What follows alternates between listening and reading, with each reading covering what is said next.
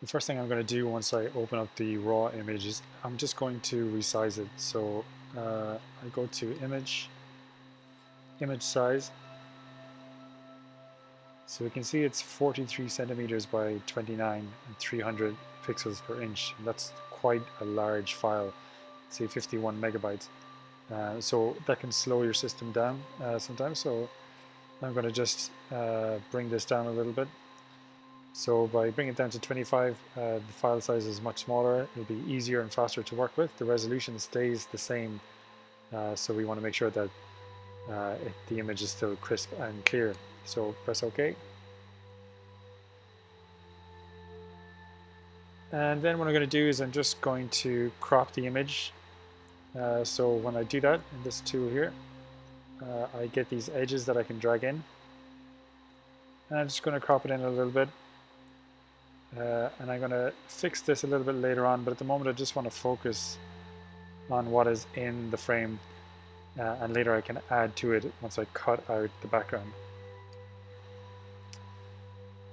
So the very first thing that I'm going to do now is I want to try to get the lighting the way I want it and the color the way I want it, and that's what I'm going to focus on for, especially for this area. And then I'm going to use this brush here, this little brush stroke. I'm going to use that to help guide across this area to keep the color, and then have another layer where everything is desaturated. And then what I can do after that is I can cut out the background if I want to, and put a different kind of background there.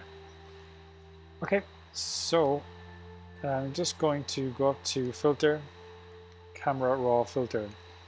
And when you're importing your raw file into Photoshop, sometimes this pops up automatically. But what I would say is before using it, get into Photoshop first, resize the image, and then open it up. And again, it will speed things up for you. Camera Raw Filter can be quite demanding on the system. So the very first thing I'm going to do here is I'm going to bump up the exposure. But I need to be careful. I don't want to make it too bright. Like this is too much. But I want to try to keep something somewhat realistic. So it is bumping up quite a lot. Try to bring down the highlights a little bit. Just going to play with these a little bit too. The contrast is too much. Might bring up the white a little bit more. Bring down the black areas.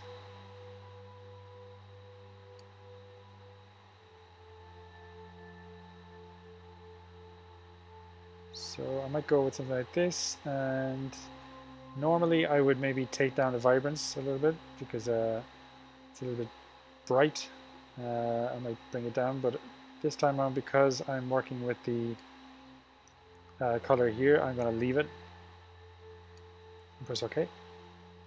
So the next thing that I'm going to do is I'm going to double click on that, and I'm going to call this color.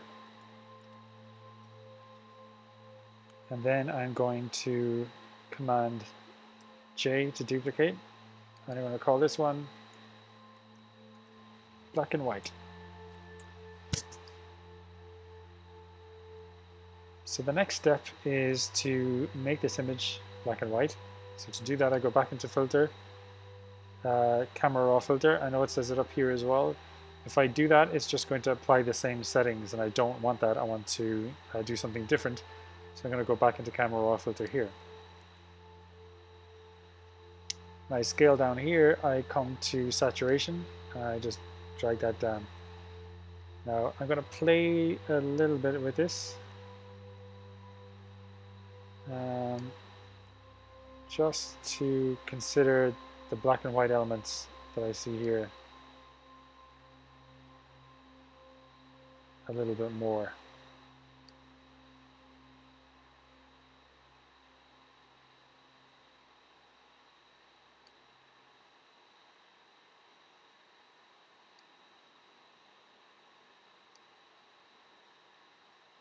Bump up the clarity a little bit.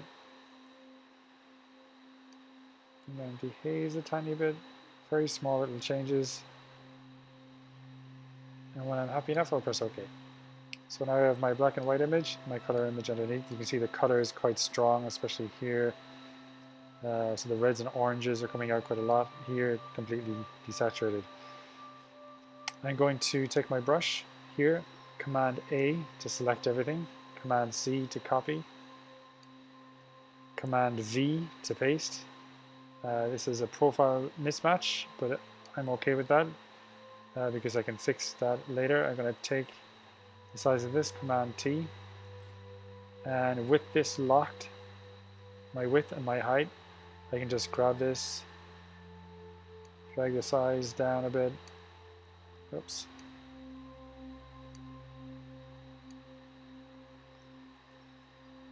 Drag it. I'm just going to change it here because it's quite big. And then I can start to rotate it. Just if I go to the corner here, you'll see this pops up, and that's for rotation. So just move it along the corner, and you'll see when you get it, just move it along. And what I want to do is I'm going to press OK for now. Name this layer brush. I'm going to bring the opacity down. And what I'm going to try and do is match the stroke, which is pretty decent actually, to the brush. I'm going to Command plus to zoom in. And I'm going to take that brush stroke. I want to have some of the elements of gray here and color across. And I'm just going to Command T and just bring that down a bit.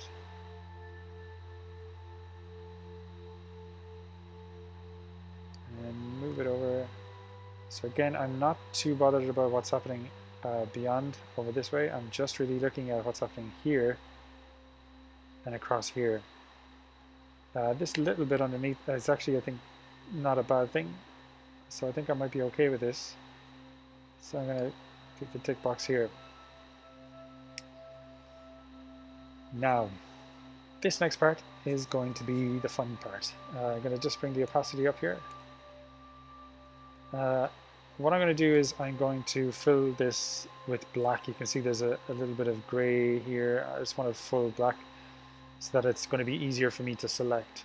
So what I do is just go to Image, Adjustments,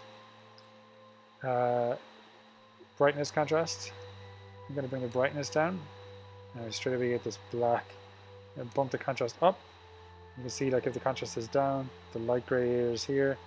I'll bump it up fully. Press OK. And I'm just going to do the same thing again just to be sure that there's no grays left. Another way of doing it, if I wanted to, would be Adjustments and Levels. And you can play around with things here by bringing the white down. So I pretty much got black here, and that works fine for me. So what I'm going to do here is I'm going to select the black of this brush stroke. And to do that, I need to come up to the brush layer, and I'm going to right click on the image section here, not on the part that says brush. If I do that, I get this menu here. What I want is this one here. So Command click will bring that up on the image. Because the background of the image is transparent, if I choose select pixels, it will highlight the pixels of this area here. So I'm going to do that. And you can see that it's just picked out that black area, which is perfect. Now what I'm going to do is I'm going to turn off the brush layer. So I can't see that black anymore. But I've got that selection. And instead I'm going to come down to the black and white layer. I'm going to just zoom in here a little bit, Command plus, Command plus. What I'm going to do now is I'm going to create a layer mask. Now you may be able to just click layer mask and it might work for you, but I know that this needs to be inverted, the selection for me. So I'm going to hit Command, Shift and I, and that's going to invert the selection to make sure that it's going to remove the color from this area and not the background. So I click on the layer mask and here's my color. Now what I'm going to do is on the layer mask itself, you can see the black of that brush stroke is highlighted against the white. Anything that I make black here is going to remove the black and white layer and show me the color underneath. So to show you that, I'm going to hit the brush tool here, and black is selected. And if I click on here, the layer, anything that I paint black will turn to black up here. I don't want that, so Command Z. The other aspect of that is if I flip this over and make my foreground color white, anything that I paint white will remove the color and bring back the black and white of this image. So this is our mask. This is what's the barrier between the black and white layer and the color layer. I'm going to Command Z to bring that back. I've got all this color here that I don't need, so I can use layer masks and my brush tool to help me get rid of that. So again, with white selected, and with my opacity here at 100%, I'm just going to start to remove some of this here. It's very important the opacity is at 100%. And I'm going to just zoom in a little bit and just take out this area here too. I can make my brush smaller by using the bracket to the left or to the right. To the left will make it smaller, to the right bigger. And those brackets are beside P on the keyboard. So I'm just going to bring this down a little bit more. And I'm going to just remove some of that there. Okay, so I'm going to bring down the opacity back down a little bit. And I'm going to just take back some of the color off this. But I don't want to get rid of all of it because I think it could be quite useful to have some of it, that color on the brush. But I want to get it off this part here. This helps me to make it look like the brush is actually got the color and spreading it on to the face here. So I'm just going to ease away some of it, try to make it look somewhat natural. And because this opacity is down, it's not going to be such a harsh edge. So it might look a little bit more realistic. Take some of that back. Okay, that's pretty much the effect. And after that, then it's just a case of playing around with some of the color. This color I might feel might be a bit too much, and I might want to bring the saturation of it down a bit to contrast it better. At the moment it's quite red, so I can just jump into filter, camera raw filter.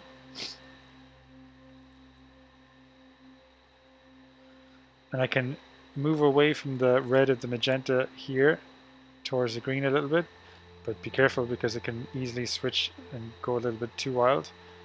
And I can just check out different kind of tints here to make it a little less harsh, bring down the vibrancy a bit. Press OK. Again, you can see this makes a bit of a difference. It's not as harsh as it was before. And that pretty much gives me my effect. What I can do as well is I can take that brush tool that's here. If I wanted to, I could get this kind of effect on the brush here, the paint, so it looks a little bit more realistic. So let's try that. Again, the same thing as before. I'm going to right click, select pixels, turn off the brush. And now I can go back onto the layer mask here. I'm going to bring out my brush. I'm going to bump up the opacity a bit more. I'm going to come in here and I'm just going to start painting inside this area here.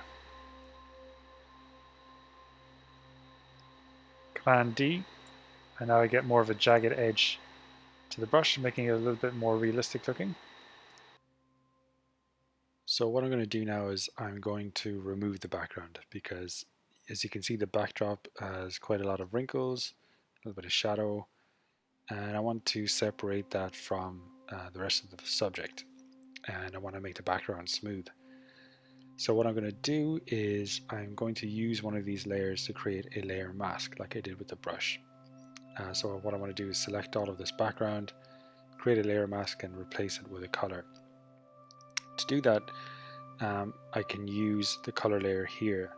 If I turn off the black and white layer, you'll see that the color layer is going to be easier for me to select out the gray because it's so different from the black and the skin tone. Whereas if I turn on the gray layer, you can see that the differences in certain areas might be a problem. So I turn off this layer, select color, and I'm going to duplicate this layer, Command J. I'm going to drag this up to the top. The reason I'm creating a duplicate is because I want to keep these layers protected, and this one I'm just using to create a layer mask. So what I do to create that is go into select and mask. Now when this pops up, if this pops up for you, the reason that this is showing is because we need to select a different option here. So I'm going to go with marching ants. Marching ants, if you remember, when you cut out and you select that area that you've just created, it will create these lines that move around the edge, and so I'm going to go with that. And then I am going to go to select subject. This is a very quick and easy way where basically Photoshop uses AI to separate the subject from the background. There's a lot of things we can do here with brushes to refine certain areas if we want to, but let's select that first and see how Photoshop does with it.